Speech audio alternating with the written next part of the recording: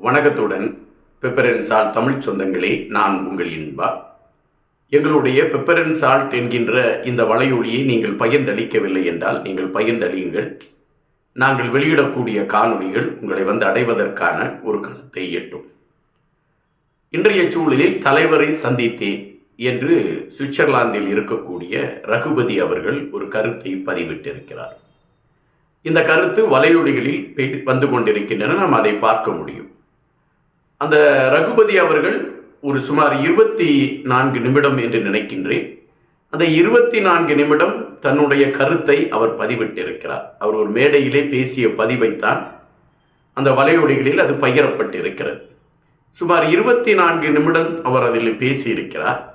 அந்த 24 நிமிடத்தில் அவர் தன்னுடைய நிலைப்பாட்டை எடுத்து வைத்து எப்படி தான் தலைவரை சந்திப்பதற்கான களம் அமைந்தது, உண்மையிலே பலர் குறிப்பிடுவது போன்று தலைவர் இருப்பதற்கான ஒரு சூழல் இருக்கிறதா போன்ற பல விடயங்களை குறித்து அவர் பேசியிருக்கிறார். நாம் இந்த காணொளியில் அதை குறித்த ஒரு தெளிவான பார்வையை பார்ப்பது சிறப்பு சேர்க்கும் என்று நான் நினைக்கின்றேன்.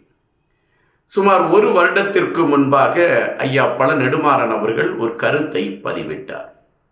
அந்த கருத்து ஒரு குறிப்பிட்ட ஒரு விடயத்தை மையப்படுத்திய கருத்து. அது குறித்து உங்கள் அனைவருக்குமே தெரியும். அவர்கள் குடும்பத்தை சார்ந்தவர்கள் இந்த கருத்தை அறிவிக்க சொன்னார்கள். எனவே நான் இந்த கருத்தை அறிவிக்கிறேன் என்று அவர் அறிவித்தார். அறிவித்த பொழுது அவருடன் பல தலைவர்கள் இருந்து அறிவிப்பதாக தான் முதலில் முடிவு செய்யப்பட்டிருக்கிறது. அதன் பின்பு அரசியல் சிக்கல்கள், வேறு பல சிக்கல்களினால் சில தலைவர்கள் பின்வாங்க பழ நெடுமாறன் அவர்கள் அந்த பதிவை அவர் வெளியிடுகிறார். வெளியிட்ட பொழுது உலகத்தில் இருக்கக்கூடிய நாடுகளிடம் ஒரு பரபரப்பு பற்றிக் கொள்கிறது, இது உண்மையாக இருக்குமா என்று. ஆனால் தொடர்ச்சியாக உண்மை என்கின்ற அடிப்படையை மையப்படுத்தி கருத்துகள் பதிவாகி கொண்டே இருந்தன. ஆனால் இல்லை என்கின்ற விடயத்தை மையப்படுத்திய செய்திகளும் தொடர்ச்சியாக வந்து கொண்டு இருந்தது. தற்பொழுது கூட நீங்கள் பார்ப்பீர்கள் என்றால் தேசிய தலைமையோடு அண்ணன் மகன் கார்த்திக் அவர்கள் இப்பொழுதும் அறிவித்திருக்கிறார், நாங்கள் தொடர்ச்சியாக வீர வணக்கம் செலுத்துவோம், அவர் உயிரோடு இல்லை என்று. ஆனால் தேசிய தலைமை உயிரோடு இருக்கிறது என்பதை அழுத்தமாக ஐயா பழ நெடுமாறன் அவர்கள் பதிவிட்டார். அது அதிர்வலைகளை ஏற்படுத்தியது. அதன் பின்பு நடந்த நிகழ்வுகள் அனைத்துமே உங்களுக்கு தெரியும். அந்த சூழலில் தேசிய தலைமை இருக்கிறார் என்கின்ற செய்தி சொல்லப்பட்ட பொழுது ரகுபதி அவர்கள் மிக கடுமையாக அதை எதிர்க்கிறார். இல்லாத ஒன்றை நீங்கள் இருப்பதாக எப்படி சொல்வீர்கள் என்று, இருக்கிறார் என்று சொன்னவர்கள் மத்தியிலே அவர் பெரிய ஒரு பிரச்சனையை கிளப்புகிறார். அப்படி பிரச்சனையை கிளப்புகின்ற பட்சத்தில் அவரிடம் விளக்க வேண்டிய ஒரு களத்தை இருக்கிறார் என்று சொல்லக்கூடியவர்கள் எடுக்கிறார்கள். ஆனால் அதற்கு ரகுபதி அவர்கள் உடன்படவில்லை. உங்களுடைய வார்த்தைகளில் எனக்கு நம்பிக்கை இல்லை. நீங்கள் சொல்கின்ற இந்த வார்த்தைகளை நம்பிக்கொண்டு நான் மக்கள் மத்தியிலே போய் தலைவர் இருக்கிறார் என்ற ஒரு வார்த்தையை என்னால் சொல்ல முடியாது. நான் அவரை நேரில் பார்க்க வேண்டும். அவர் என்னிடம் ஒரு 10 நிமிடமாவது பேச வேண்டும். அப்படி பேசுகின்ற அந்த சூழலில் அவர் இருக்கிறார் என்கின்ற விடயத்தை நான் ஏற்றுக்கொள்வேன். அதன் பின்பு நான் மக்கள் மன்றத்திலே அதை எடுத்துக்கொண்டு வைப்பேன் என்று குறிப்பிடுகின்றார். உடனடியாக இந்த இருக்கிறார் என்று சொல்லக்கூடிய அந்த குழுவை சார்ந்தவர்கள் அதற்கு ஒரு வழிமுறையை ஏற்படுத்தி இருக்கிறார்கள். அதைத்தான் ரகுபதி அவர் குறிப்பிடுகின்றார்.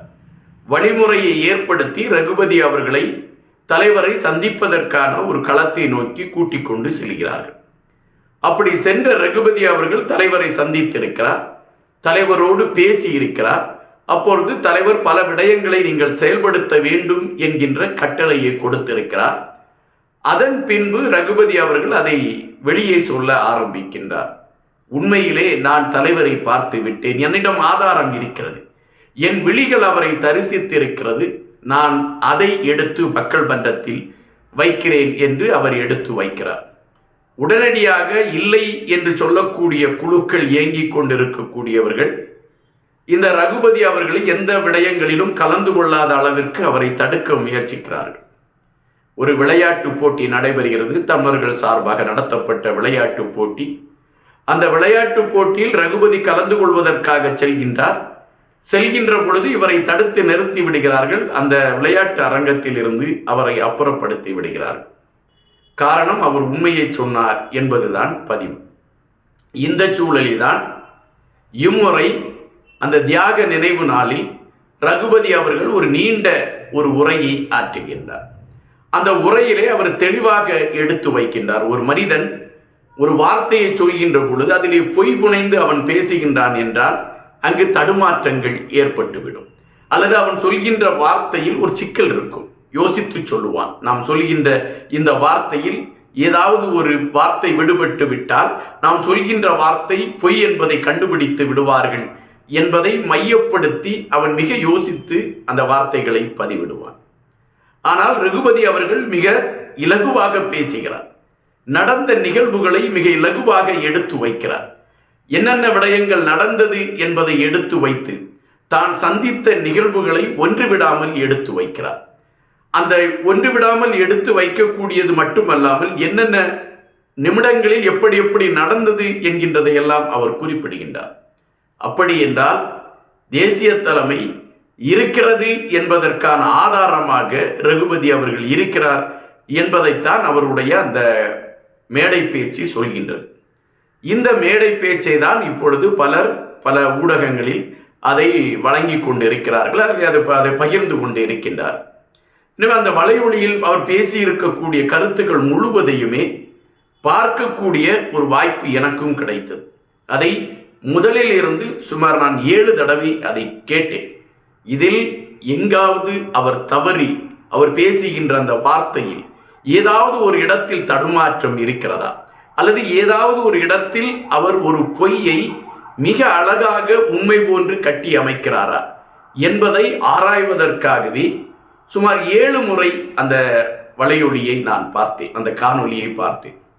பார்க்கின்ற பட்சத்தில் மிக தெளிவாகவே தெரிந்தது, ரகுபதி அவர்கள் உண்மையை மிக தெளிவாக எடுத்து வைத்திருக்கிறார். அந்த வலையொலிகளில் அந்த காணொலி இருக்கிறது, நீங்கள் கூட எடுத்து பாருங்கள். ரகுபதி சொல்வதில் பல உண்மைகள் இருக்கிறது என்பதை நாம் உணர வேண்டியதாக இருக்கின்றது.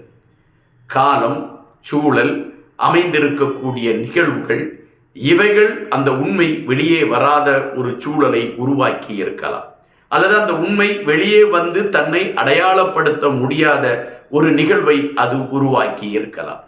ஆனால் ரகுபதி அவர்கள் சந்தித்தேன் என்று சொல்லக்கூடிய விடயம் உண்மையாக இருக்கிறது என்பதில் மாற்று கருத்தில்லை என்பதுதான் என்னை பொறுத்த மட்டில் நான் உணர்ந்து கொண்ட ஒரு விடயம். எனவேதான் அந்த காணொலியில் சொல்லி இருக்கக்கூடிய அந்த தகவலை உங்கள் முன்னால் எடுத்து வைக்க வேண்டும் என்று நினைத்தேன். அதை எடுத்து வைத்திருக்கிறேன். காலம் நிறைய நாட்கள் உண்மைகளை புதைத்து வைக்காது. ஏதாவது ஒரு கோணத்தில் அவை வெளியே வந்துவிடும். கூடிய விரைவில் அதற்கான ஒரு களம் அமையும் என்கின்ற நம்பிக்கையை தான் ரகுபதியுடைய பேச்சு இப்பொழுது உறுதிப்படுத்தியிருக்கிறது. நன்றியுடன் என்பார்.